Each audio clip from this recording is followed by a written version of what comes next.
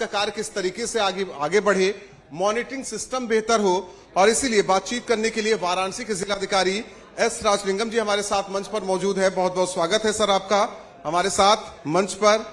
मंच को साझा करने के लिए वाराणसी के विकास को लेकर क्या कहेंगे, किस तरीके से वाराणसी का विकास आप कर रहे हैं और क्या क्या प्राथमिकताएं हैं आपकी?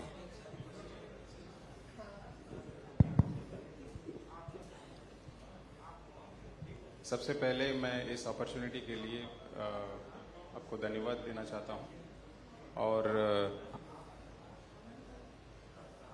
आज ये अच्छा एक प्रोग्राम है जो हमारे विभिन्न स्टेक होल्डर्स है जनपद के, उनको ये जानकारी हो कि वाराणसी में किस प्रकार की जो काम चल रहे हैं।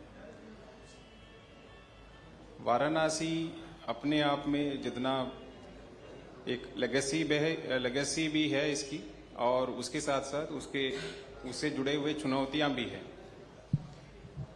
इसको ओल्डेस्ट लिविंग सिटी भी कहा जाता है जी, जिसके कारण एक प्लान्ड सिटी या एक नए सिटी की स्थापना या वहां की जो विकास में जो चुनौती है उससे ये बिल्कुल अलग है।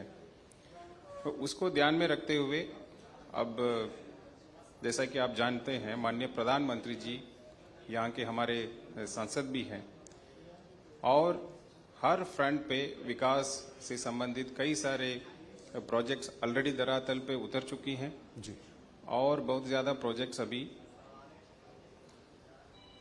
लाइन में पाइपलाइन में भी है। सो किसी भी विकास की अगर बात करें, सबसे पहले हम इंफ्रास्ट्रक्चर की बिना जो है वो अधूरा रहता है।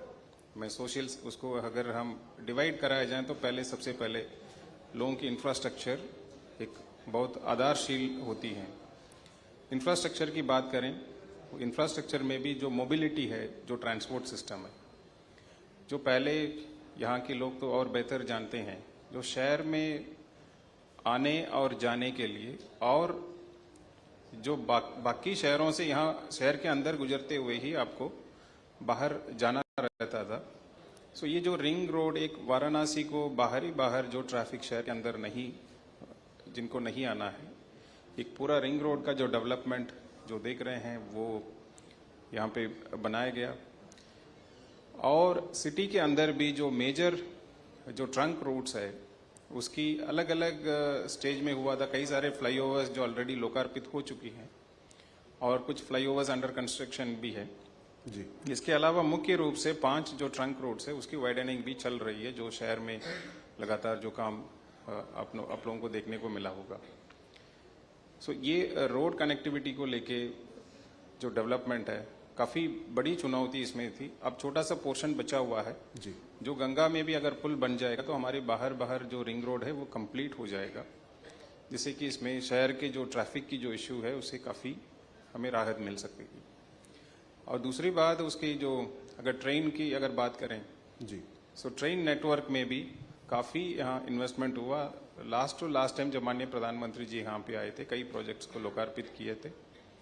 अभी भी कैंटोनमेंट स्टेशन को बड़े लेवल पे उसकी एक्सपेंशन करने का जो है पाइपलाइन में है जी।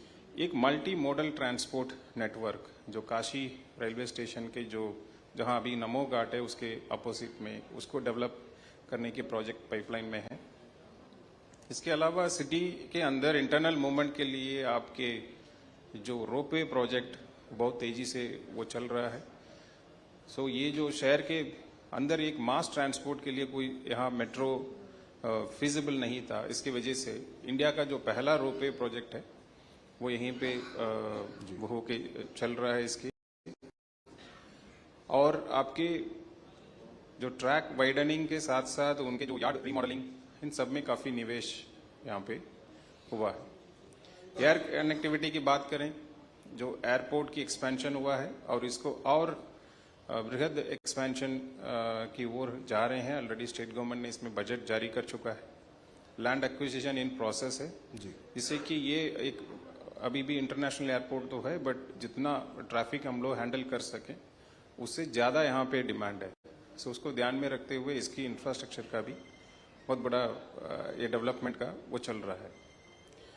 जो मुख्य रूप से अभी आपने भी देखा होगा, जो सिटी एक साइड गंगा जी होने के नाते एक्सपेंशन का स्कोप कम है, तो इसको ध्यान में रखते हुए जो रिंग रोड साइड डेवलपमेंट का काफी बृहद योजना इसमें आ रही है, जिसमें इंटीग्रेटेड टाउनशिप से लेके एक एरो सिटी के कॉन्सेप्ट में वो एयरपोर्ट के पास भी टाउनशिप आ रही है।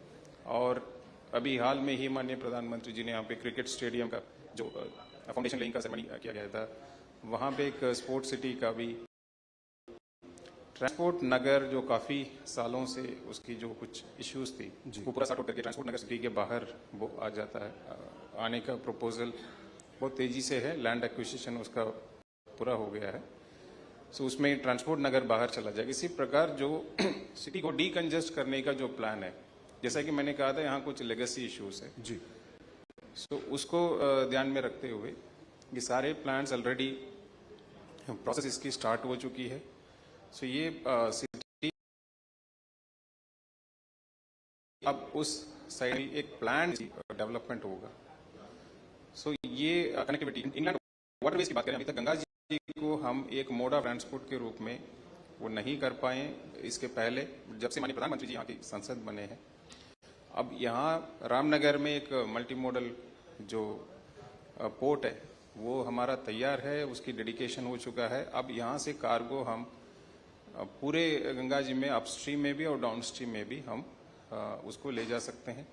और ये ना मात्र ट्रांसपोर्ट गुड्स ट्रांसपोर्ट के लिए, कार्गो ट्रांसपोर्ट के लिए, बल्कि एक टूरिज्म को बढ़ावा देने का एक मार्ग भी बन गया। और इसी वर्ष शुरुआत में गंगा विलास क्रूज का यहाँ से लेके असम तक इनका वो था, लगभग 50 दिन का जो इनके ट्रैवल टाइम था। सो असीमित संभावनाएं हैं। हम हर प्रकार की, चाहे वो जल मार्ग हो, वायु मार्ग हो, या फिर रोड ट्रांसपोर्ट हो या मास ट्रांसपोर्ट हो, इसमें अभी तक जितने विकास हुआ उसके अलावा भी बहुत तेजी से यहाँ पे विकास हो रही है। जहाँ तक अब शहर के जो सैनिटेशन को आप बेहतर समझते हैं, पहले की स्थिति और आज की स्थिति में, हाँ अभी भी काफ़ी स्कोप है, हम लोग जो काम कर रहे हैं, बट कुछ इश्यूज थोड़ा कॉम्प्लेक्स इश्यू होने के नाते उस पर थोड़ा सा समय लग रहा है, उसकी ओर भी कर रहे हैं। गंगा जी में जो पहले जो सीवेज को लेके एक इश्यू हमेशा रहता था जी, और यहाँ लगभग आपके पानी की यदि क्वालिटी देखा जाए तो पहले बहुत स्थिति क्या थी लोगों को जानकारी होगी। वो पूरे सीवेज मैनेजमेंट को कोई भी सीवेज ना गिरे गंगा जी में, उसका पूरा STPs बनाने को लेके, और सॉलिड वेस्ट जो कलेक्शन हो रही है उसकी मैनेजमेंट पे 2 प्लांट है, एक वेस्ट टू एनर्जी प्लांट है, एक वेस्ट टू चारकोल बनाने का प्लांट यहाँ पे अंडर कंस्ट्रक्शन है, लगभग वो कंप्लीट होने की स्थिति में है।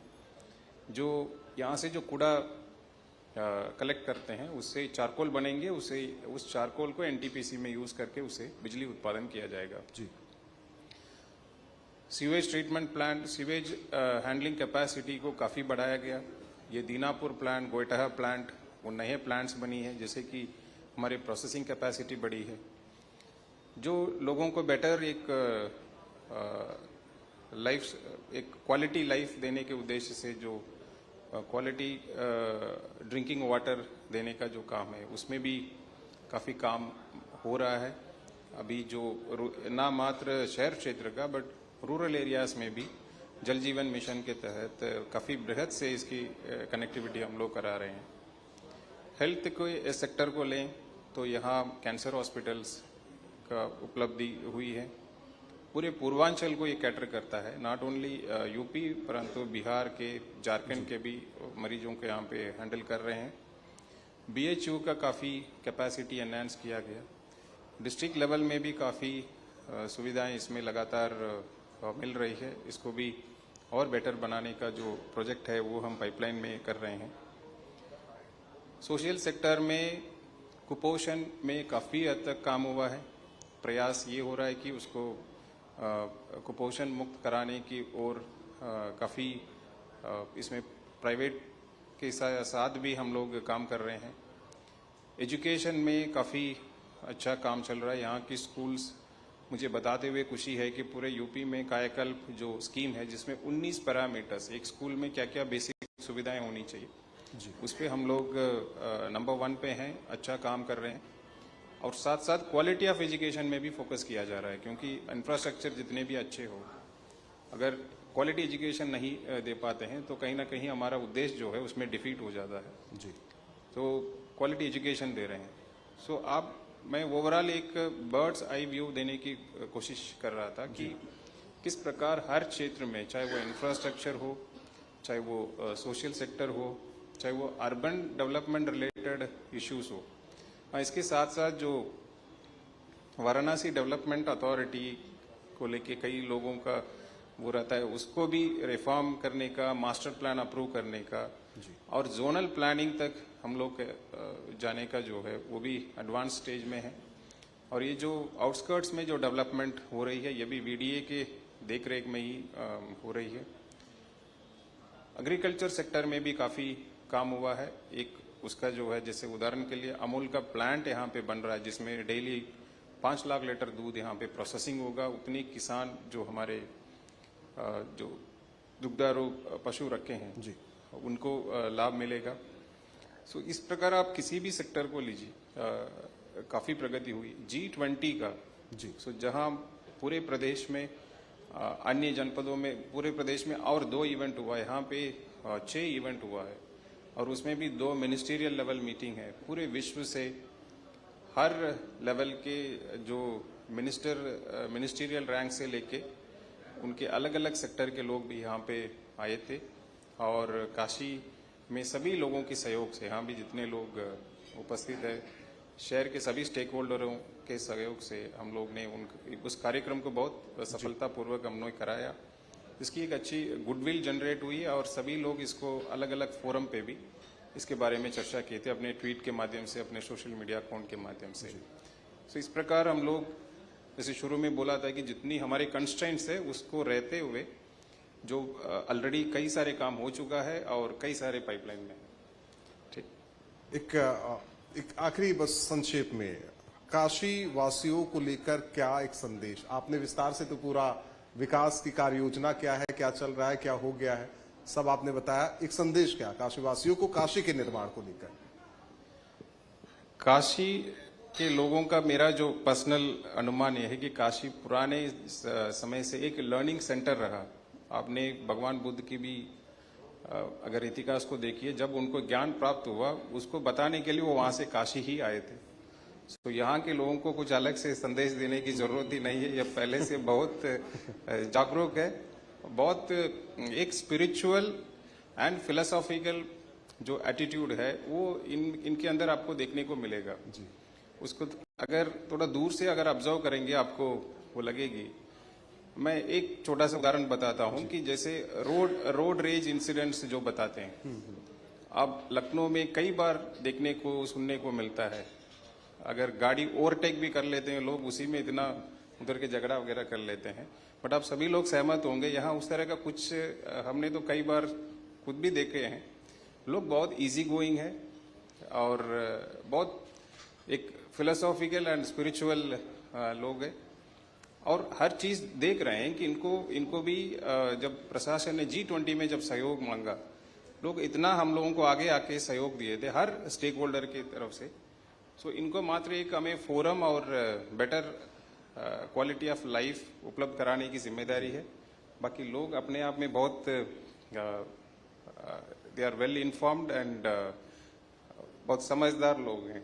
बहुत बहुत धन्यवाद हमारे साथ मंच साझा करने के लिए और विस्तार से काशी के विकास की बात बताने के लिए। जिस तरीके से इंफ्रास्ट्रक्चर से लेकर रोड कनेक्टिविटी, शिक्षा के क्षेत्र में काम हो रहा है, स्वास्थ्य के क्षेत्र में काम हो रहा है और इसके अलावा आने वाले दिनों में जिस तरीके से इंटरनेशनल क्रिकेट स्टेडियम बनने वाला है, रिंग रोड के बनने से सुविधाएं मिल रही है, विस्तार भी काशी का हो रहा है। उम्मीद करते हैं कि आपके नेतृत्व में काशी और भी विकास की तरफ बढ़े। बहुत बहुत धन्यवाद आपका हमारे साथ मंच